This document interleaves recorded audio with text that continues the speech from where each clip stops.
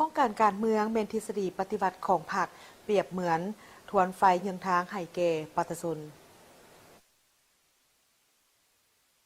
ในโอกาสกองประชุมเผยแพร่เสื่อมซึมเอกสารกองประชุมใหญ่ครั้งที่12ของพรรควันที่25กุมภาพันธ์2026สหายพลเอกวิไลลาภกำฟองกรรมการกรมการเมืองส่วนกลางพรรคผู้ประจำการคณะเลขาธิการส่วนกลางพรรคได้ยกให้เห็นความหมายความสำคัญของโครงการการเมืองในกองประชุมเผยแพร่และเสื่อมซึมเอกสารกองประชุมใหญ่ผู้แทนทั่วประเทศครั้งที่12ของพรรคนับแต่เมื่อสร้างตั้งขึ้นได้วางโครงการการเมืองออก2ครั้งคือครั้งที่1ในปี1955เป็นโครงการการเมืองฉบับทำอิฐของพรรคที่ได้กำหนดทิศนำและถือเป็นแนวทางให้พรรคเฮาดำเนินภารกิจต่อสู้ต้านการหุกหานจากจักรพรรดิลาเมืองขึ้นและลูกมือขายซาดครั้งที่2ในปี1972เป็นโครงการการเมืองที่วางออกเพื่อเฮ็ดสำเร็จการปฏิวัติศาสตร์ประชาธิปไตยนำประเทศชาติก้าวขึ้นสู่สังคมนิยมการสร้างโครงการการเมืองฉบับใหม่ของพรรคในระยะใหม่แม่นตอบสนองสภาพการเล็งทวงใหม่หน้าที่ใหม่ของการปฏิบัติลาวหน้าที่แห่งการยู่แฮงภารกิจเปลี่ยนแปลงใหม่ให้เข้าสู่ลวงลึกโดยการสร้างหันเปลี่ยนอย่างแข็งแรงลึกซึ้งรอบด้านและสร้างเศรษฐกิจเอกราชเป็นเจ้าตนเองแนใส่นำพาประเทศชาติก้าวขึ้นสู่สังคมนิยมอย่างหนักแน่นสำหรับโครงการการเมืองฉบับที่3แม่นโครงการการเมืองบูรณะระบอบประชาธิปไตยประชาชนก้าวขึ้นสู่สังคมนิยมแม่นการสืบต่อปฏิบัติแนวทางเปลี่ยนแปลงใหม่ที่ประธานไก่สอนพรหมวิหารเป็นผู้ริเริ่มและเป็นสถาปนิกต้นตอที่ปาไว้ให้สืบทอดต่อไปอย่างบริสุทธิ์และจงรักภักดีโดยได้กำหนดจุดหมายฮอดปี2055เมื่อวันสร้างตั้งพรรคครบรอบ100ปีสู่ส่วนสร้างประเทศเป็นประเทศกำลังพัฒนาที่มีรายรับปานกลางหาสูงยับเข้าใกล้ประเทศที่มีรายรับสูงมีระบบการเมืองที่เข้มแข็งมีพื้นฐานเศรษฐกิจที่ทันสมัยกำลังการผลิตได้รับการพัฒนารอบด้านโดยมีการพัวพันการผลิตที่สอดคล้องและก้าวหน้าชีวิตการเป็นอยู่ของประชาชนบัดเผาได้มีพื้นฐานอันนักแน่นก้าวสู่ความอิ่มหนำสำราญโครงการการเมืองฉบับนี้ได้วาง11แผนนโยบายใหญ่ในการบูรณะระบอบประชาธิปไตยประชาชนก้าวขึ้นสู่สังคมนิยมเป็นต้นพัฒนาเศรษฐกิจตลาดตามทิศสังคมนิยมให้เป็นระบบทันสมัยหันเป็นอุตสาหกรรมหันเป็นทันสมัยหันเป็นดิจิตอลการปกปักรักษาและฟื้นฟูสิ่งแวดล้อมรับมือกับการเปลี่ยนแปลงของดินฟ้าอากาศพัฒนาวัฒนธรรมสังคมปฏิบัติอย่างเสมอต้นเสมอปลายแนวทางปกปักรักษาและเสริมขยายมูลเสื้อวัฒนธรรมและฮีตของประเพณีอันดีงามของชาติพัฒนาคนลาวอย่างรอบด้านตอบสนองได้ความเรียกร้องต้องการของการพัฒนาประเทศชาติในระยะใหม่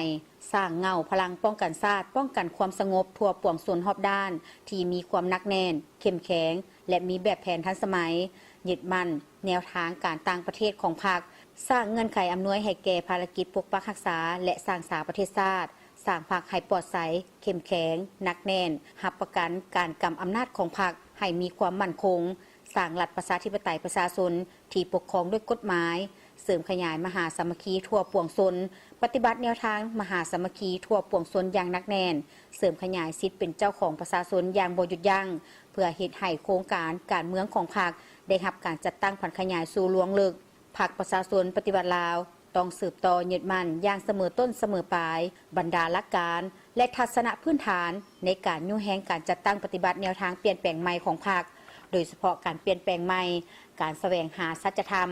ในการนำพาของพรรคแม่นภารกิจปฏิวัติอันลึกซึ้งถึงท้องที่ต้องดำเนินการอย่างรอบด้านต่อเนื่องและยาวนานเสื่อสู่น้ำใจรักชาติอันดูดดื่มสติชาติเอกภาพอันสูงส่งและหักระบบใหม่อย่างสุดซึ้งไปพร้อมกับการเสริมขยายจิตใจเอกราชเป็นเจ้าตนเองและสร้างความเข้มแข็งด้วยตนเองอย่างรอบด้านติดพันกับการยกสูงความเป็นเจ้าการเสื่อมโยงกับภาคพื้นและสากลทั้งเพิ่มทวีความสามัคคีภายใน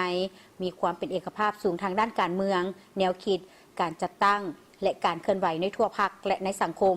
ต้องถือสำคัญพัฒนาทรัพยากรมนุษย์ภูมิปัญญาของคนในชาติรับประกันความสมส่วนระหว่างพัฒนาเศรษฐกิจกับการพัฒนาวัฒนธรรมสังคมและปกปักรักษาสิ่งแวดล้อมตามทิศสีเขียวและยืนยงระหว่างพัฒนาเศรษฐกิจกับเวียกงานป้องกันชาติป้องกันความสงบยกสูงประสิทธิภาพการคุ้มครองรัฐคุ้มครองเศรษฐกิจสังคมตามทิศสร้างรัฐประชาธิปไตยประชาชนที่ปกครองด้วยกฎหมายที่ศักดิ์สิทธิ์และเสมอภาคภายใต้การนำพาของพรรคเสริมขยายสิทธิเป็นเจ้าของประชาชนสร้างเงื่อนไขให้ประชาชนบัดเผาได้เข้าร่วมการคุ้มครองรัฐ คุ้มครองเศรษฐกิจสังคมโดยความรับผิดชอบสูงต่อพันธะหน้าที่ของพลเมืองลาวตามรัฐธรรมนูญและกฎหมายเพิ่มความสามารถนำพาและกำลังแหงสู่หบของคณะพรรคแต่ละขั้นในทุกขงเขตเวียกงานสืบต่อสร้างรากฐานพรรคให้ปลอดใสเข้มแข็งหนักแน่นเป็นกำลังแหงให้แก่การขับเคลื่อนการนำพาซี่นำของคณะพรรคในระบบการเมืองอยู่แต่ละขั้นปรับปรุงระบบแบบแผนกลไกการนำพาของพรรคและการคุ้มครองบริหารของรัฐให้ถูกต้องตามหลักวิทยาศาสตร์และสอดคล้องกับจุดพิเศษของประเทศเฮาเพิ่มทวีการนำพาเด็ดขาดโดยโกงหอบด้านของพรรคต่อกำลังประกอบอาวุธปฏิวัติการปฏิบัติแนวทางนโยบายการต่างประเทศที่คล่องแคล่วมีไหวพริบเพื่อรับประกันความมั่นคงของชาติสร้างเงื่อนไขสภาพแวดล้อมที่สะดวกให้แก้การปกปักรักษาและสร้างสาประเทศชาติ